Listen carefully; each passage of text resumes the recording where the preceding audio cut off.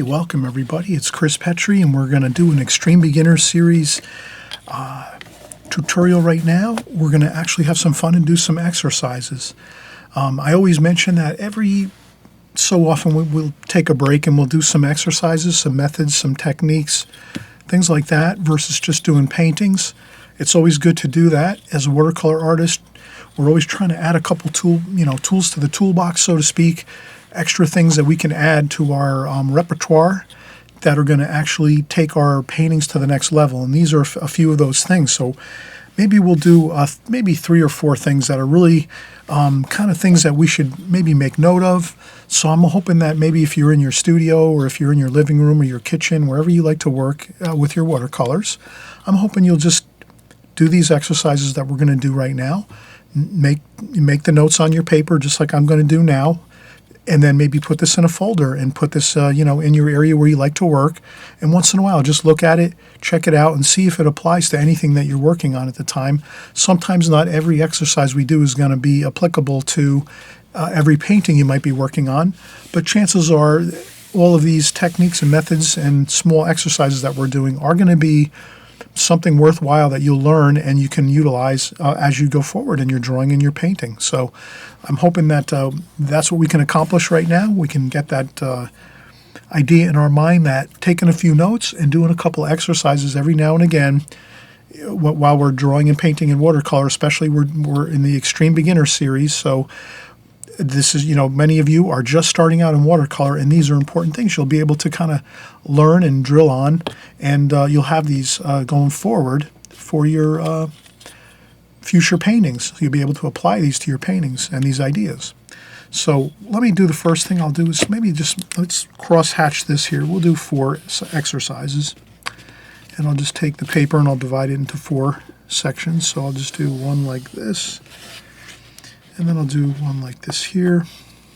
And we'll do 4 sections here, and we'll take one at a time, and we'll kind of do it that way. So the first one we're going to do is a graded wash.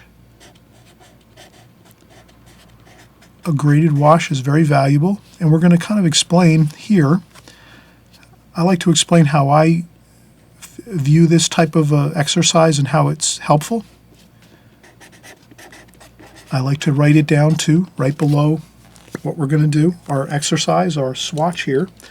And I'll just take a regular retractable pencil, number 9. This is an 0.9 millimeter. And I'm working on some, trying to think of the paper here. Yeah, this is a pretty good paper. I've been using this more frequently, Arteza. This is some really nice paper. I don't get paid to show the paper and what I'm using. I'm just showing you what I like to use. Arteza 32 sheet watercolor pad, and these are 11 by 14. So this is an 11 by 14 inch pad, 140 pound paper. Quite nice paper, and it's affordable. It's not it's not the high end Arches. It's affordable. Performs really nicely. Again, you use the best paper you can for what you can afford in your budget. I sometimes work on even printer paper. Printer paper sometimes is really good. Just for practice, I use printer paper. This way I save money on using some better paper that I might have. Okay, so this is the first swatch. We'll just do a square graded wash. You can do this exercise going left to right like this, or you can do it from the top going down this way. Let's go left to right. And let's start out with, let's do blue and purple. Blue and purple, kind of a mix there. And the graded washes, really, we're starting out, and let me draw this up top too, just so we kind of get an idea here. 1, 2, 3, and 4. So we're going to basically kind of scale this into 4 light to dark increments, scales. So the first is going to be dark, dark. The darkest dark is over here, like that. And we're going to take our swatch and just do a graded wash. We'll do the darkest dark over here first. So I'm going to get that purple and blue and just get it thick over here. Thick paint, not much water. That's the first part. That's how we get started with this dark here. Thick paint, not much water.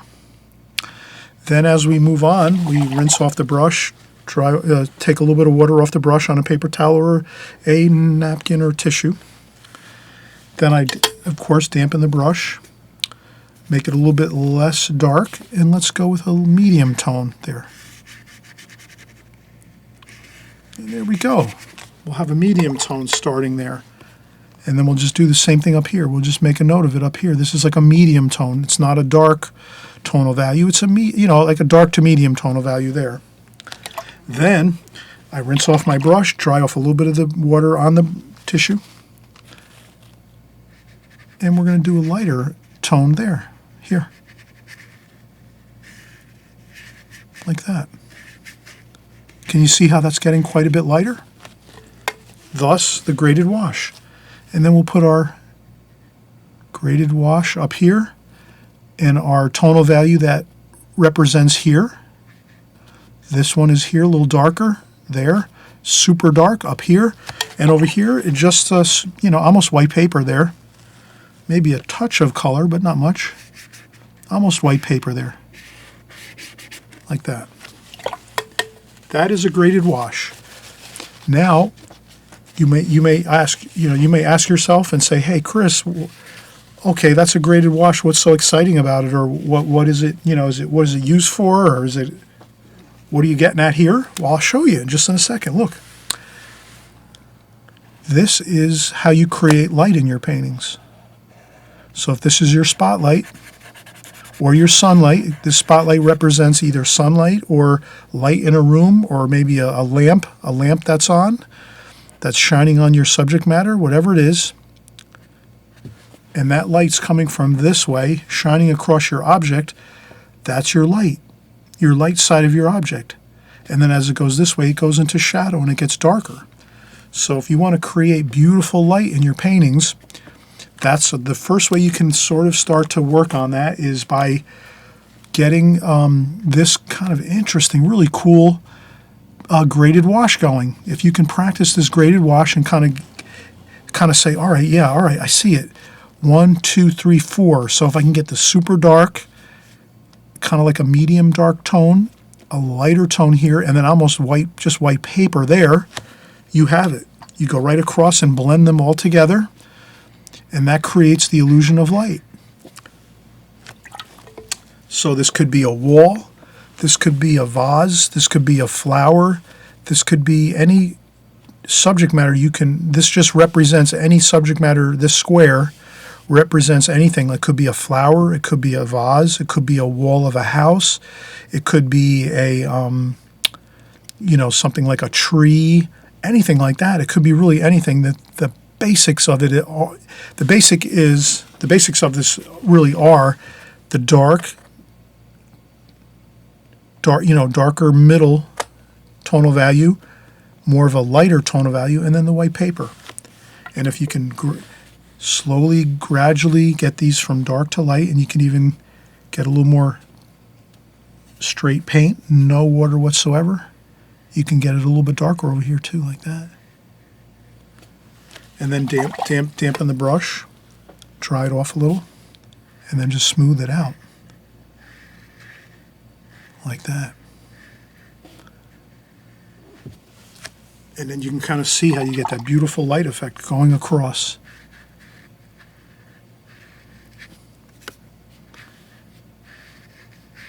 Like that. And then rinse off my brush, just a damp brush now, no paint, just a damp brush, and there we have it. So I hope that's really something, the graded wash, you could basically say the graded wash, and then you could just, put over here, creates light effects.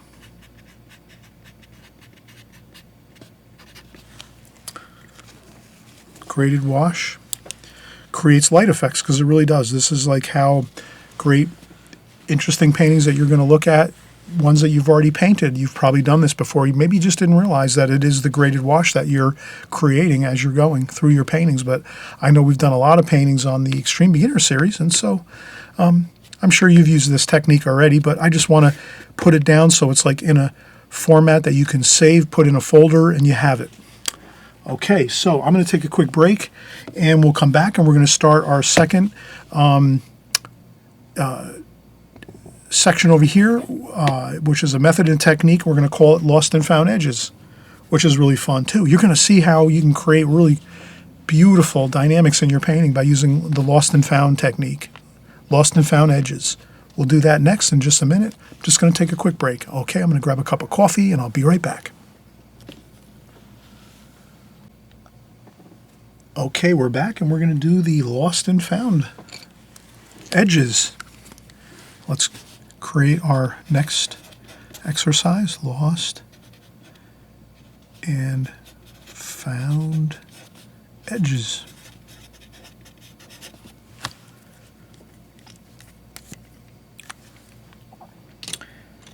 And we're just going to create maybe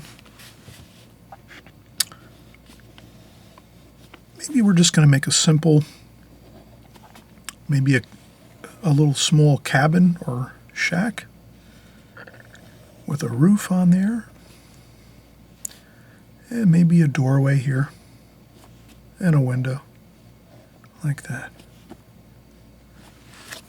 Just a simple design that we can use to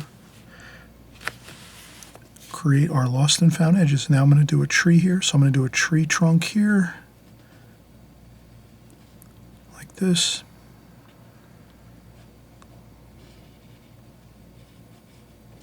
Like this here, like that.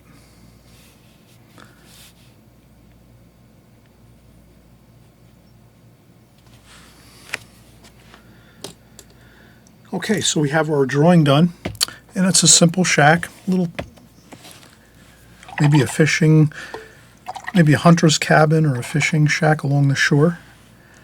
And what I just want to show is that in your paintings, you're going to have some really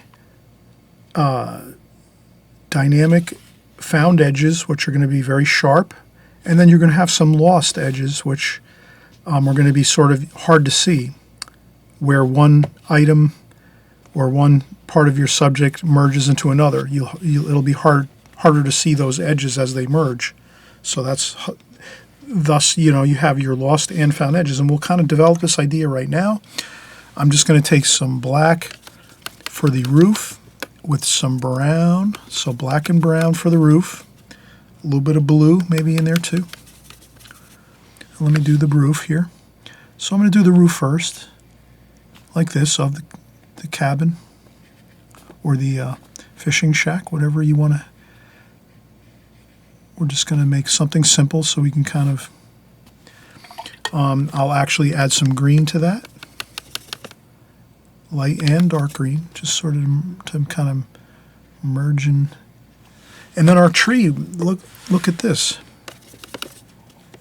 We have tree branches, and they're pretty close, dark and light. And can you see how that works? So I'm just going to do some tree foliage.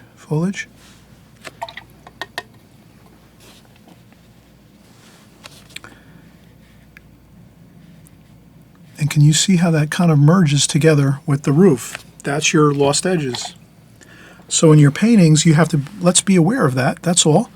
Let's be aware that there are going to sometimes be some lost edges that are going to, and I'm going to do a little splashing here just to make it a little interesting like that.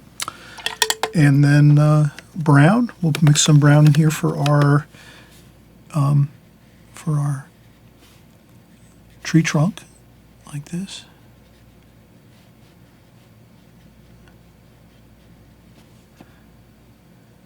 Like that.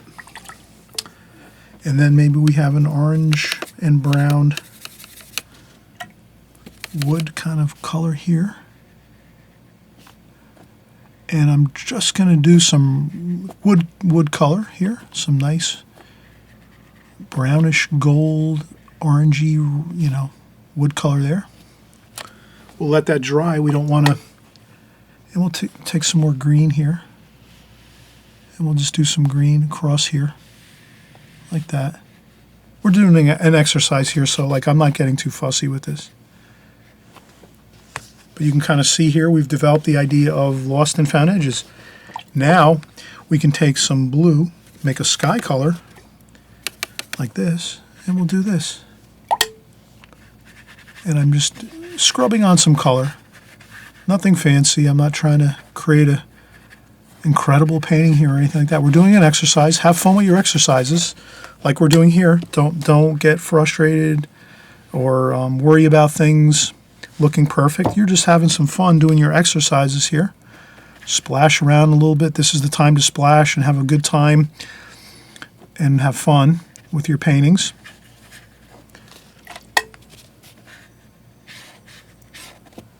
And that's all. I'm just kind of filling in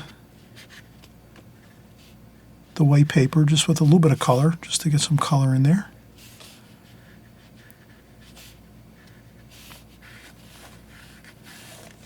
And if you get some really blurry looking edges and things start to get out of control, you just have to remember, maybe you let things dry a little bit here and there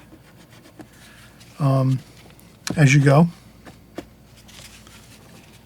Maybe you just do the tree and the roof and the tree trunk first, and then you let that dry for like a half an hour, or you blow dry it, and then you go back in and do the walls and blow dry that, and then you do your sky and your grass next.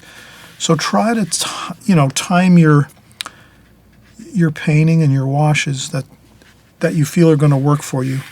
I'm working kind of fast here to do this exercise, so maybe sometimes I go a little quick and I take shortcuts like you can see I left white paper here under the roof. That's so I didn't let the roof color bleed into the wall of the shack here. Then I can go in now and do a shadow color like this underneath, like that. And now it's dry, the roof. So the roof is dry now. I can add a shadow under here, like that. And it won't, mix and mingle too much and sort of lose its edges and its interesting colors. Okay, so that's, we can also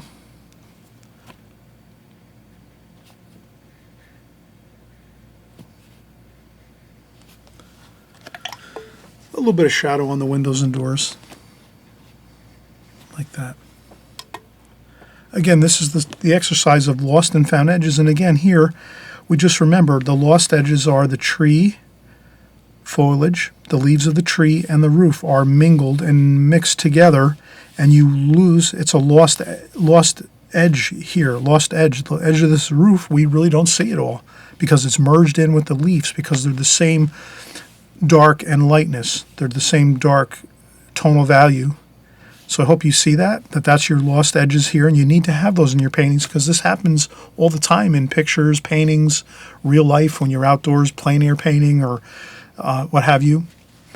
So I'm hoping you'll see that there are many times you're going to have objects that are next to each other that merge together, and you won't even see where one starts and the other. I don't see where the leaves start and the roof edge starts. They all blend together. That's the lost edge. The found edges are easily found because they're here. The sky is way lighter than the roof here. So you see that's a found edge. Where else is there a found edge? Can you find more found edges here? How about here? The wall and the sky. The wall is quite a bit darker than the sky, so that's another found edge. And the door and the wall, that's a found edge. The tree trunk and the light sky is a found edge. Again, the lost edges are here, the tree and the roof, and also, too, to some extent, the roof and the shadow underneath. The roof, the eave of the roof here. That's sort of close to a lost edge. We're starting to see, like, it's hard to to see where the edge of the roof is here and the underside of the eave, because we put that shadow color under there. And I'll just make that a little darker too, like that. And of course the sunlight is coming from up here, just so we know. We'll use this for our light effect. This is our key indicator of where our light's coming from. Our light's coming from up top like this.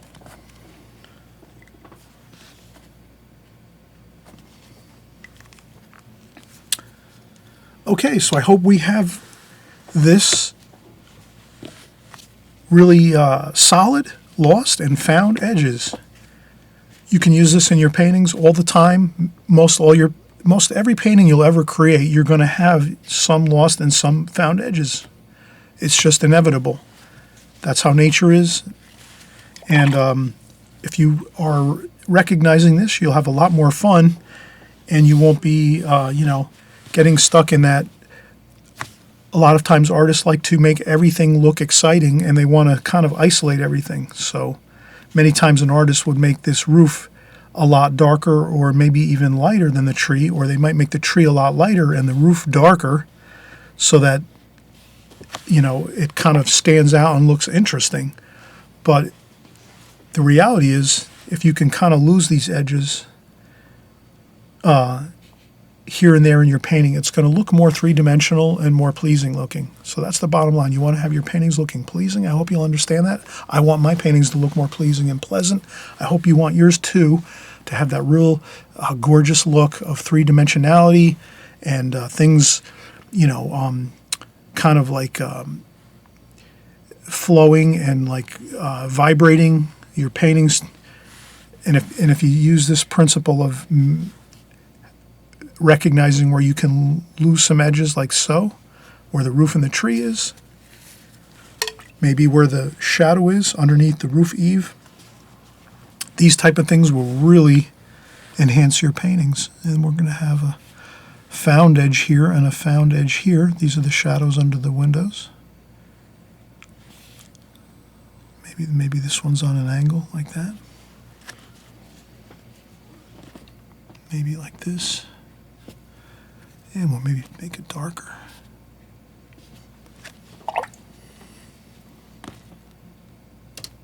There we go.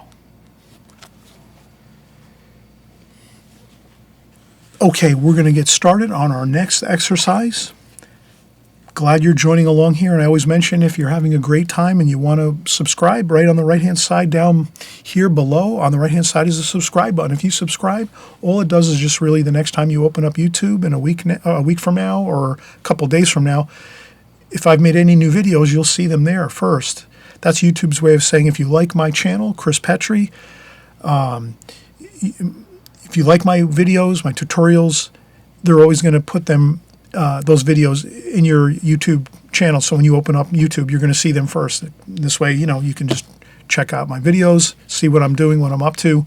You can join in along with us and paint and draw as we go. If it's something you don't like, a video, maybe you're not too happy about a certain subject matter, maybe you're really not interested in flowers or boats or whatever, and no problem. You can just wait till the next week. But if you're subscribed, you'll always constantly get the videos coming into your YouTube channel, so you can decide whether you'd like to work on some of the things we're working on here or not. So I'm hoping you will subscribe, and if you like this video, please thumbs up.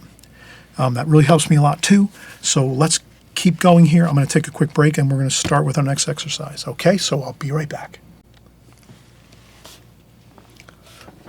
All right, we're getting started again. Let me just draw a line across here. Okay. The next thing we're going to talk about is local color. Local color is critical with watercolor paintings. Essentially what it does is it gives you an idea of light and shadow in your subject matter. So whether you're painting a wine bottle, a house, a lemon, a tomato, a figure, whatever it is, you're always going to have what's called local color, which is the inherent color of the object, regardless of the effects of light and shadow. That's a lot. That's I'm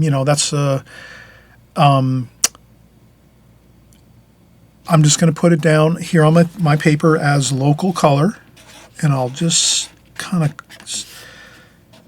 local color. Again, local color is the inherent color of a subject, of an object, regardless of light and shadow. So that would be the area of the subject that's not being affected by light or shadow. That's the inherent, the inherent color of this object. So let's do a lemon. Lemons are really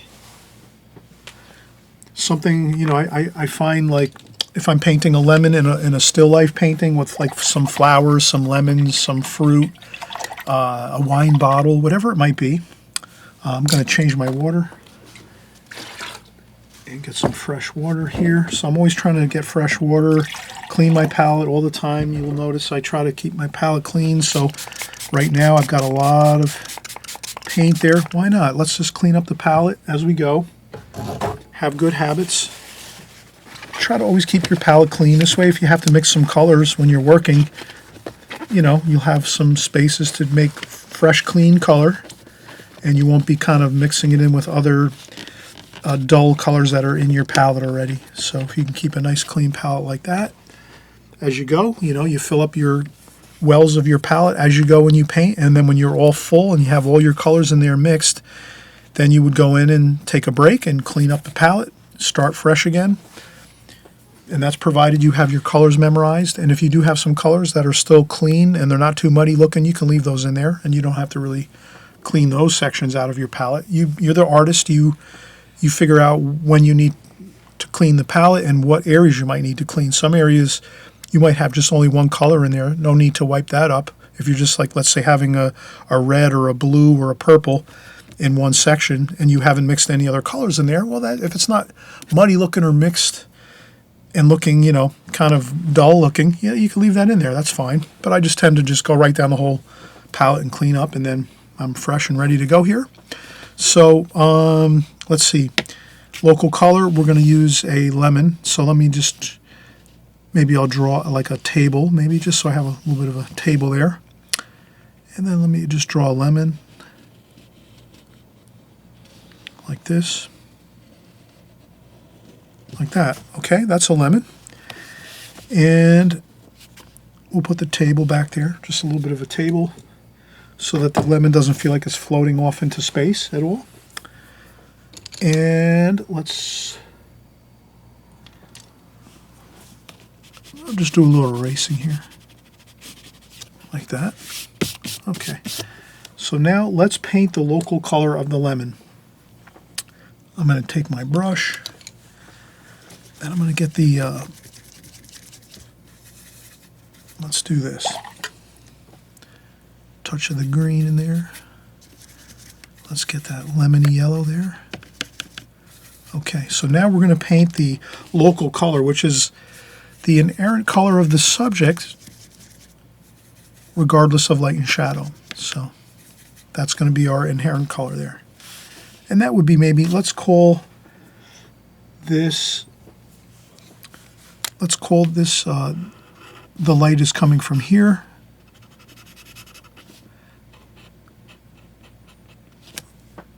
Okay. So this is our lemon, and we're just going to get the lemon, the local color, the color of the lemon, regardless of what light is shining on it or if there's any shadows. And this is the local color there, like this. Okay, so that's our local color. And maybe we'll just make a little bit of light on the top of the lemon there. Now let's do the effects of light. The light's on this side coming this way, so let's make this lighter.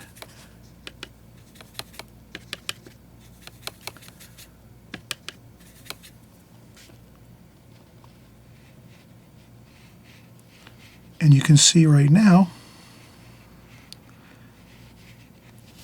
that's a little bit lighter. You can even enhance the light a little bit by blotting just a touch with some tissue or paper towel. Like that. And there we have local color.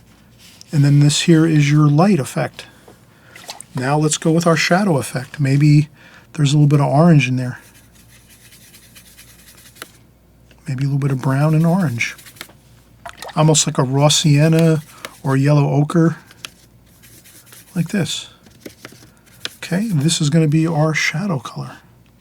Maybe even a little bit of blue. Let's do this though. Let's start out with that. And then let's add a touch of blue maybe.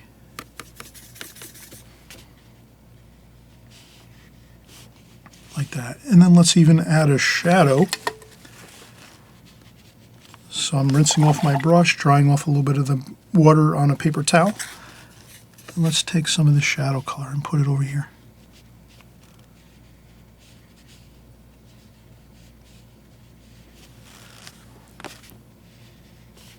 Like that. Maybe add a little blue or purple for the shadow area.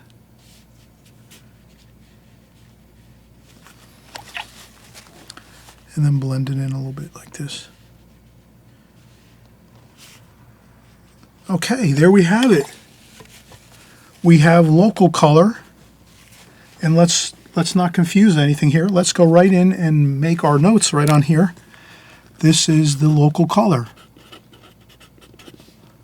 The inerrant color. Local color. This is light. And this is shadow.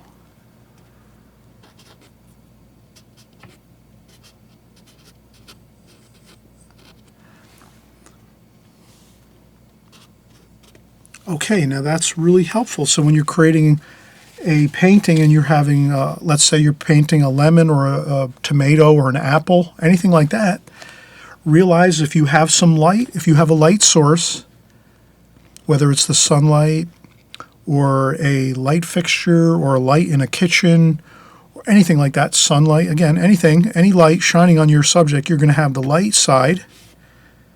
You're going to have the local color, which is the color that's really not being affected by the light or the shadow. And then you have your shadow side, which is over here. You can see how that's affected. That is very, quite a bit dark. So you can kind of see how the shadow side is affected quite a bit with the darker purples and shadow colors under here. Local color is just, that's the color of the object if you don't have any light or shadow really affecting it. And then you have your light side, which is over here. And that's where the sunlight or the light fixture or anything that's introducing quite a bit of light to your subject, that's over here. And you can see how light that is, right? That's quite a bit lighter over here on this side of the lemon. And then the shadow under here is darker. So that's the local color. And the importance of local color is you're realizing that you do have, essentially, if you do have a strong bit of light in your picture, your painting, your photograph, you're working from books, whatever it is, you're going to have your light effect, your light on your subject matter, which is going to create a lighter tonal value. You could even say over here you have your light. That's your light, like that. Then your local color is over here, like this. And then you have your shadow, which is kind of a mixture of your purples and blues and kind of a mixture of all those in your shadow. With a little more purple in there, maybe, like that.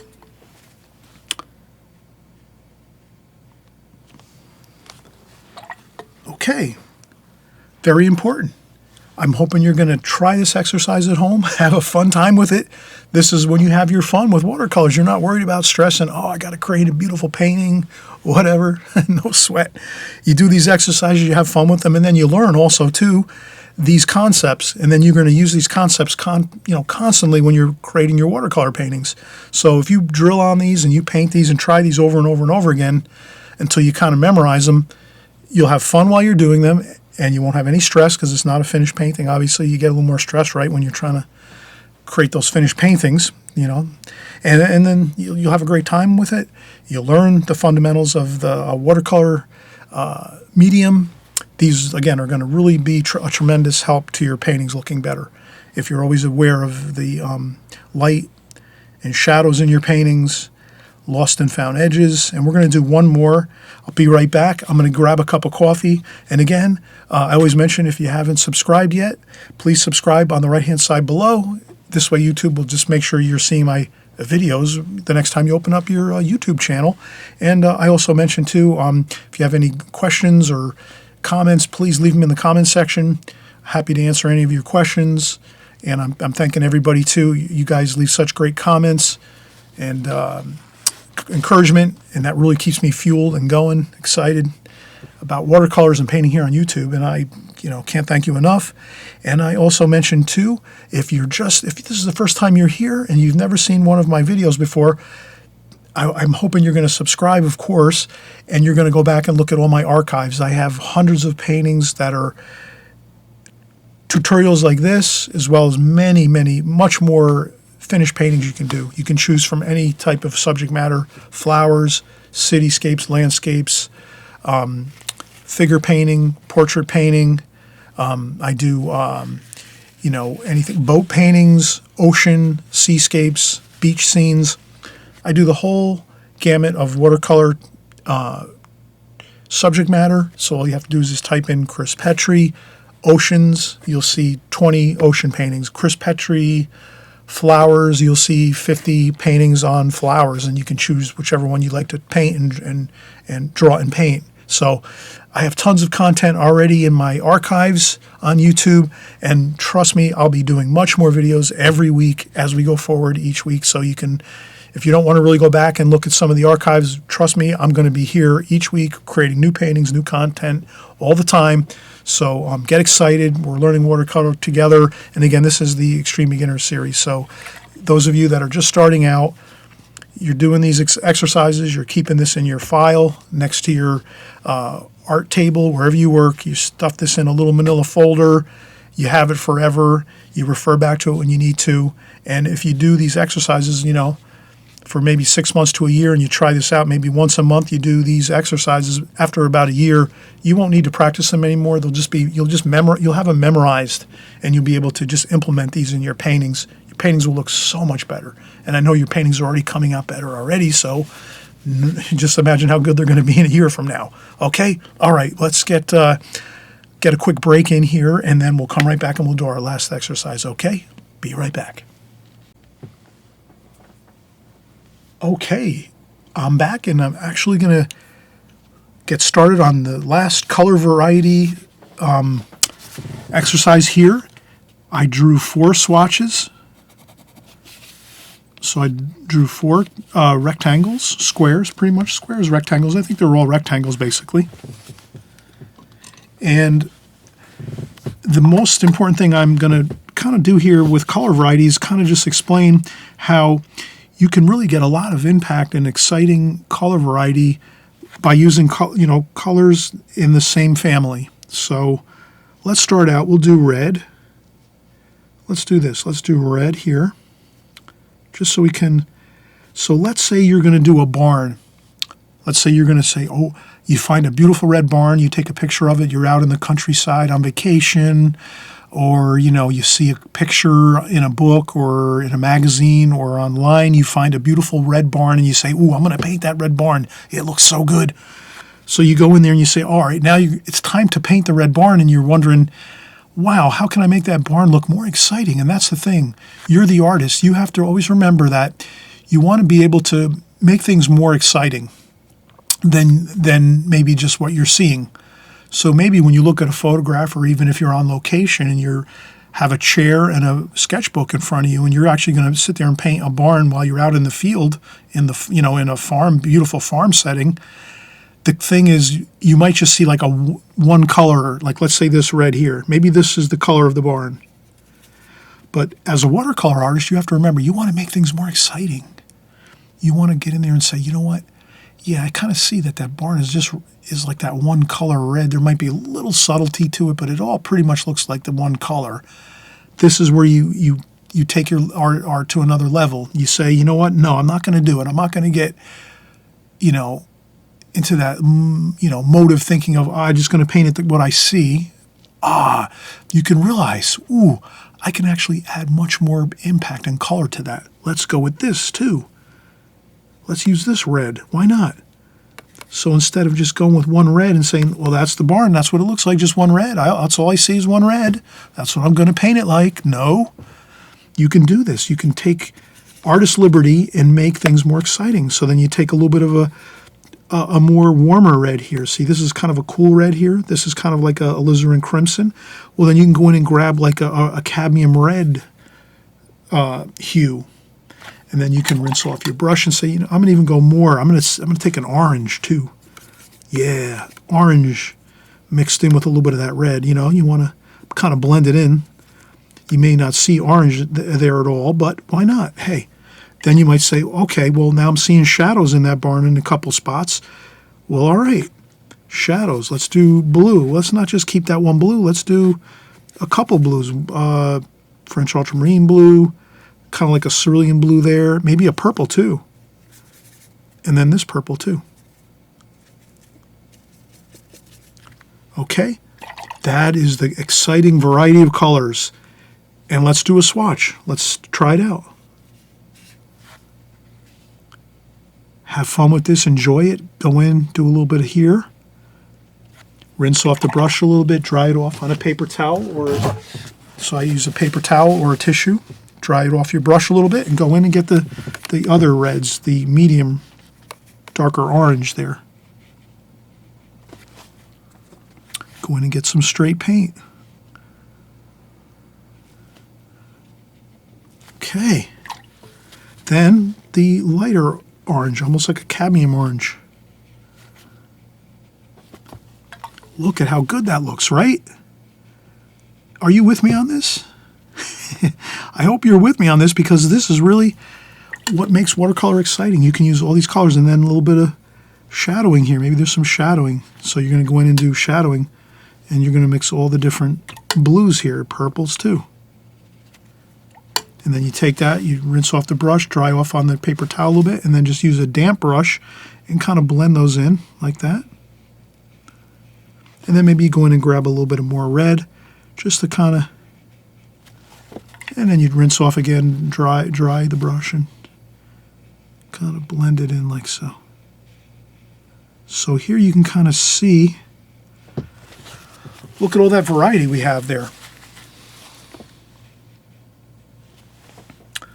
That's much preferable than going in and saying, oh, I see the red barn, and I'm just going to do this. Okay, all right, I'm going to go in and do the red barn like that, because that's all I'm seeing in there on the picture or in person. And then, oh, I see some shadow. Okay, so now I got my red and my purple shadow. But I think you'll agree with me that this looks much better than this. Look how much interesting color you have here, all different mixtures of the reds. The red, the dark orange or reddish orange, and then you have your cadmium orange or orange. We could have even added this a little bit too. But that is much preferable than just looking at the barn in a photograph, or if you're out in the country and you're out in a scene and you're doing some plein air painting and you see a barn and you go, oh yeah, it's red, I see it's red. And oh, it's only one color red, I don't see it. Trust me, your painting will look much better if you add some extra excitement to it, and it's easy. You're using all the same reds. It's not tricky. Does that make sense? It's not complicated. We're just using, like 3 or 4. Even this orange can work in there too. So you can use all these 4 colors. They're pretty much the same, in the same family of hues. They're really, really, warm reds and oranges. And you get all that gorgeous, interesting, modulating color. And then, of course, too, the same thing with the blues and the purples. Add lots of blues and purples, which are all similar in, the cool colors. And you can get a lot of variation in there. Let's try one more example. We have red here. Let's try green. Okay, so we have green here. Let's say we're going to see Maybe there's a greenhouse we're looking at. Maybe there's a greenhouse somewhere and we're painting a greenhouse. And we've got, okay, let's pretend we just saw a greenhouse there. All right, let's use one color. Oh, look at that. I see the greenhouse. It's a greenhouse, yep. There it is. Oh, I see a little bit of purple shadow in there. Okay. There we go.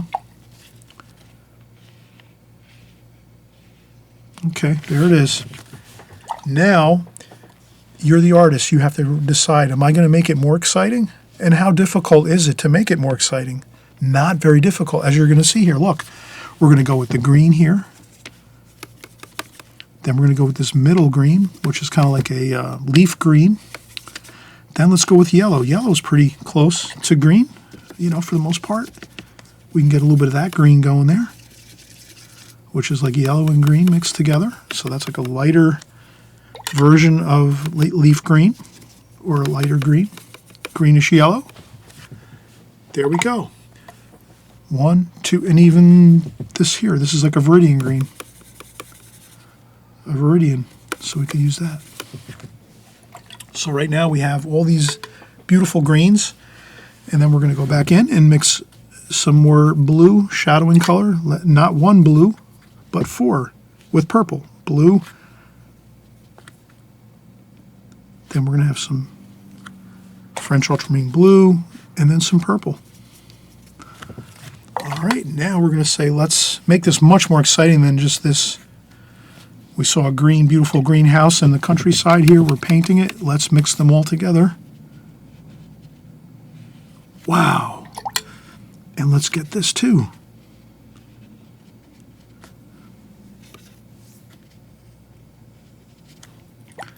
And this too. And let's get a little bit of this too. And then let's go over here and get the medium blue, French ultramarine. And then let's get some purple.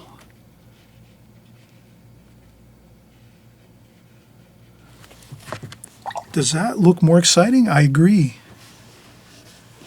with you, because I know you're agreeing with me, to say that that's much more exciting than just doing this.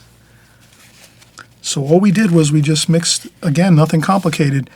Like if you have something green, you have a lot of things, a lot of colors in your palette that you can mix that are going to really be very similar. So you're not going to be, you know, feeling uncomfortable that you're mixing kind of like greens with purples or greens with reds, things like that. You're not mixing pretty much colors that are dissimilar.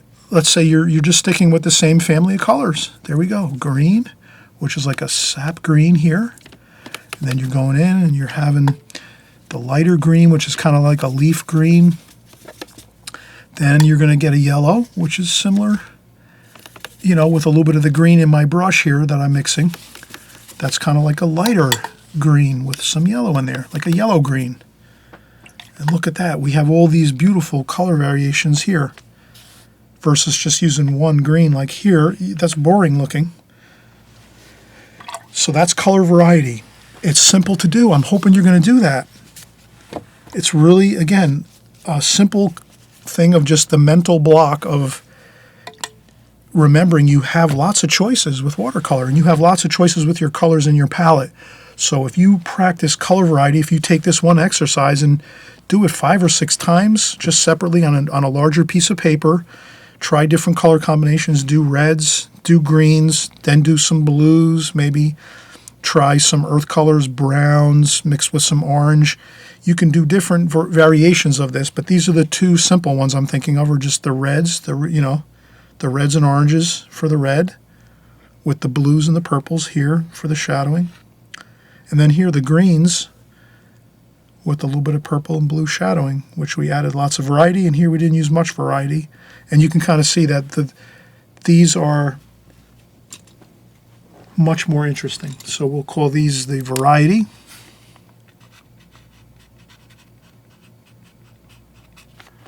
Variety here. Non-variety here.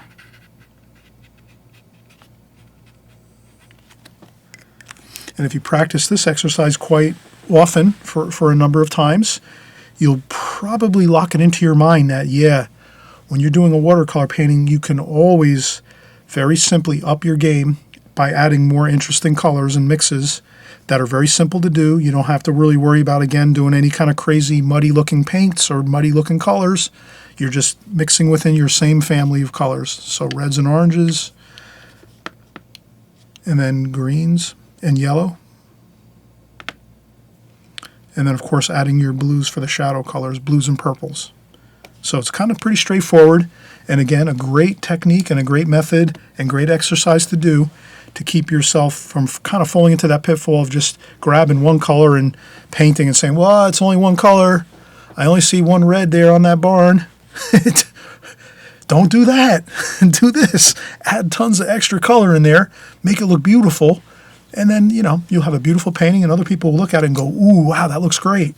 Okay. All right. So I'm going to get going here. Thanks again for joining me on this Extreme Beginners series of painting and drawing on this fun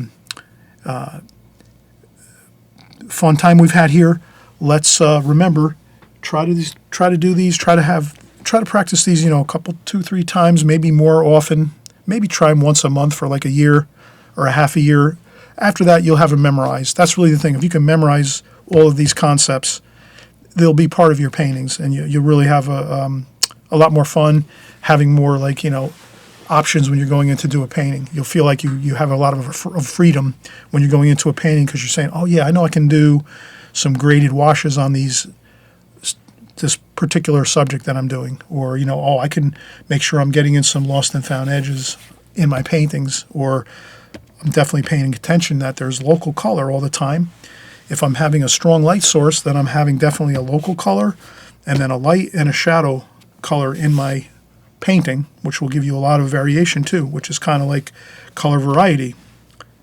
This is the light, which gives you the shadow, and the light gives you variety. And then also too here, if you add different colors, you're getting variety in that sense, with just using colors that we did here on the palette. So again, happy painting, everybody. Enjoy, and we'll see you on the next wonderful tutorial. Bye-bye.